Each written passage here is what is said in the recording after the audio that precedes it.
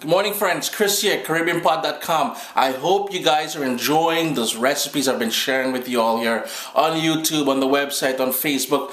I guess you can't get away from me now.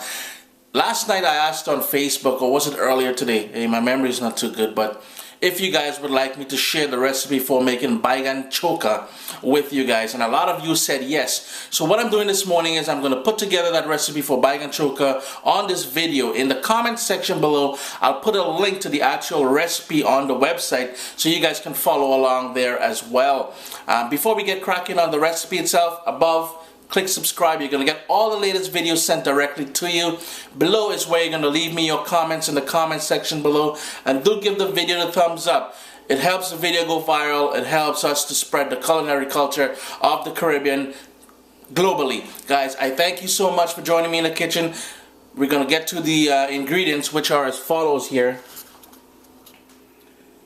And I've got one lovely eggplant here. It's probably about 1.5 to 2 pounds. We're going to need half of a small onion. And you're probably watching this huge, like look at the size of this thing. This is a Scotch bonnet pepper. It is huge, and you're probably wondering, why is Chris going all crazy with the pepper today? This pepper here is huge, it's beautiful, it's nicely colored, but it's not that hot. I'm not sure, maybe it's grown in a greenhouse or something, but it's not the traditionally hot pepper. So I'll be using all of this. 3 cloves of garlic. Guys, if you're gonna be with your girls, if you're gonna be with your guy, this is one of those dishes you'll need the mouthwash after and stuff like that, because I mean, that garlic is gonna be strong. It's gonna be, and we're not cooking the garlic, so it's gonna be raw garlic. So though it's gonna give this dish a wonderful flavor, it will have your breath kicking for sure. About a teaspoon of salt, and we're gonna need about, I've got some olive oil here, maybe a couple tablespoons of that olive oil. Simple ingredients, and we're gonna be putting this together so simple.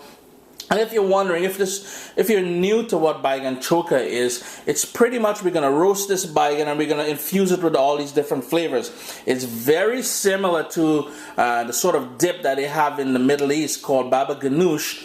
And I recall one time Karen's aunt was over, and when I was making this, she goes, "Oh, that is very close to baba ganoush." So I had to Google it, and sure enough, it's pretty simple to that. So not only can you eat this with roti or any which other way that you may eat it, one of the ways I've seen people eat it now is as a dip for chips, for toasted flatbreads and stuff like that. You would just scoop it up when we're done, and you'll see what I mean with this Baigan Choka here. So here we go, guys.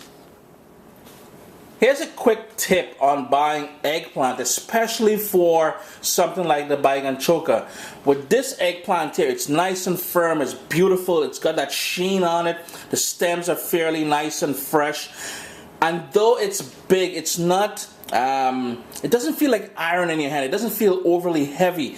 If you tap on it, it almost feels flow, and that is excellent. Because what it means is, though it's a mature eggplant, it's not to the point where the seeds on the inside, once you cut it open, it's going to be there's going to be a lot of seeds, and it's going to be dark and it's going to discolor fast. Now we don't want that. So this is why this eggplant here is perfect. You want to squeeze on it, it should give a little bit and bounce back. And again, something that's not tarnished at all. I've got the label on here, but we're going to burn that off. That's no worries whatsoever.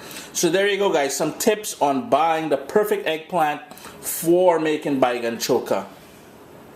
Let's quickly run through the steps on how we're going to put together this recipe. And this eggplant itself, we're just going to trim off the stems on the top here. And then what we're going to do is stab it all the way through. So I've got a paring knife here. I'm going to give it some stabs all the way through to help it cook on the, we're going to be roasting this on the on an open fire. So that's all I did. Now, if you really want to enhance the flavors, those cuts that I just made here, I've seen some people slice thin slices of garlic and put it into those holes that I just put with a paring knife on this. This is going to go now on an open flame. I'm going to put it outside on the grill. I've seen my mom used to do it directly on the open flame on the stovetop. The thing is with that, it's going to get messy. It's going to get terribly messy on your stove. Additionally, what you can do, you can wrap it in tin foil and again put it on the open flame on the stove, but chances are it will get messy as well. I love doing this on the barbecue, and though it's very cold, it's winter here in Canada, I'm going to brave the temperatures just to show you guys how this is done. Now the other way I've seen it done here in Canada, and I think I've seen my uncle do it this way, he would stick it in the microwave, because all you want to do is cook the insides of this. I'm not sure how long you need to put it in the microwave, but I'm guessing anywhere from about 15 to 20 minutes. Again, I can't be sure because I've never done it that way. I like roasting it on an open flame. It gives it that charred sort of flavor that it's truly unique when you do it this way. The pepper as well, I'm going to roast it a bit to get it charred and discolored a bit. I'm going to use the entire thing with the seeds and everything. You don't necessarily need to do that. Maybe a piece of pepper. And all we're going to do after we've roasted this, well, before we've roasted this, we're going to put the salt as well as the garlic in a bowl and pound it to form like in a mortar and pestle if you want, but I have a pounder or whatever you call that. I can do it in a bowl, but all you want to do is form a thick paste with the salt and the garlic here to a smooth consistency. Then we're going to add the pepper, give that another pound as well so everything blends in, and we're going to put everything together at that point. I just won't confuse you anymore. So here we go, guys. The next clip, I'm going to take you guys outside on the barbecue to show you guys how I'm going to roast this eggplant. So I've got a nice hot grill here. It's about 400 degrees or so with a nice big flame going. And all I'm going to do, now I haven't cleaned this grill all winter, so guys, if it looks kind of dirty, please excuse that. It does do the job though. I'm just going to put it directly over the flame here, and we're going to let that cook down for about 25 minutes or so. We want this to cook all the way through. You will notice it's going to go charred on the outside, and it's going to sort of collapse a bit as the water in it burns off, the natural water in there. I'm going to flip it every 10 minutes, every 5-10 minutes, and just keep flipping it until all sides are cooked all the way through. What I'm also going to do, and I have the hot pepper here, I'm just going to put it over the flame as well. I want to char that up a bit, and by charring it, it's going to enhance the flavor of the pepper itself. And I'm not sure if I'm imagining things or not, but I think it also enhances the heat level of that pepper as well. So this pepper is just going to stay there for a couple minutes until it's nice and charred, and then I'm going to add it to the bowl with the garlic and salt that I've already pureed. To prepare the sort of paste with the garlic and the salt that we have here, what I did was I sliced up the garlic into thin pieces just to make it easier to work with, and I have the salt already in there. Once we get the pepper off the grill, I will add it to here as well. But all you're doing, and I have this sort of a pestle, a wooden one here, we call it a pounder or pounder. And all you're going to do is pretty much pound on it until you get a very smooth consistency.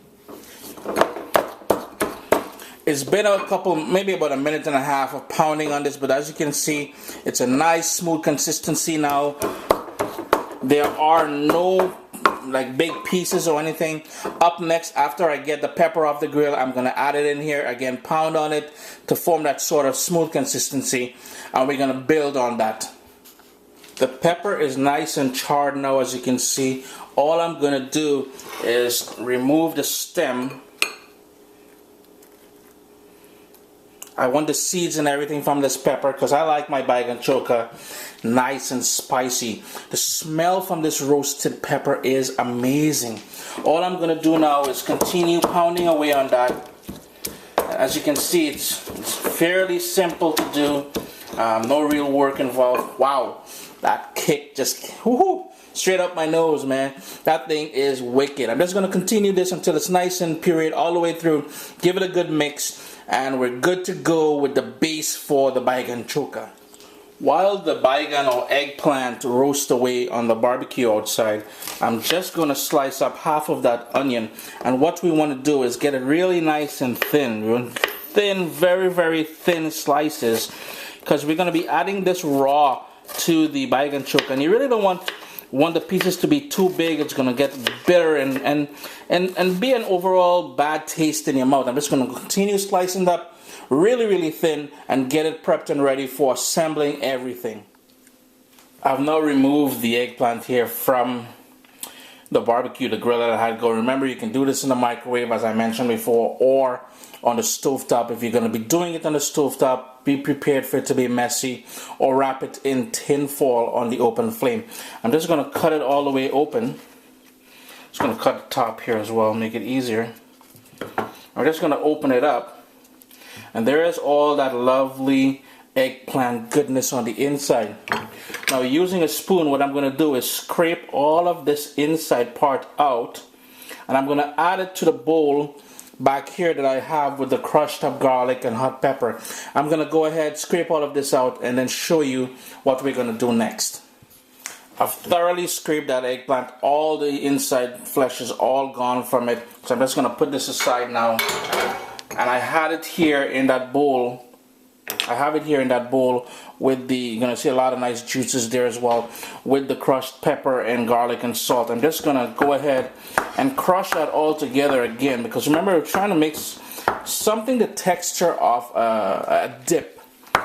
So I'm just going to go ahead and do that. Now, once I've done doing that, I'm just going to sprinkle the sliced onions on the top and leave it on the top, and on a high flame in a small frying pan that I have here, I'm just going to heat up that couple tablespoons of olive oil until it gets to the point where it's almost smoking, while I go ahead and continue working on here. But this is pretty much it. This olive oil here is going on the flame over here.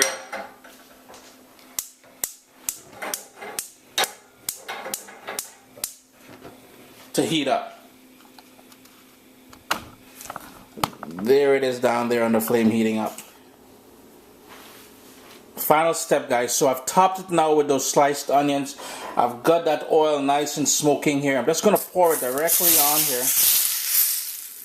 Now, you may want to use a bit more oil, but I'm cutting back on my oil. So this is why I just use a little bit here, just to enhance the flavors of everything here. That oil is going to sort of quickly cook those onions so you don't get that totally raw taste. Give it a good stir. You're going to get, with this here, you have that smokiness from the eggplant that we just roasted, the heat from the pepper, the flavors of the garlic, as well as the nuttiness of that olive oil that we heated through. This here is Baigan Choka. Some people may do it a bit different, as I mentioned. Some people may stuff the eggplant with thin slices of garlic before roasting, but this is it here, guys. This is the way I grew up having this. This is the way I know to make it. Chris here, CaribbeanPod.com. Thanks for joining me again in the kitchen today, guys. Remember to click on subscribe above. And again, thanks for joining me here. This is a wicked dip with corn chips, or if you get flatbread and you toast them up, cut them into wedges, stick them in there. It's a wonderful dip. Again, it's going to be smoky, spicy, and garlicky. Lovely on your breath. Bye, guys.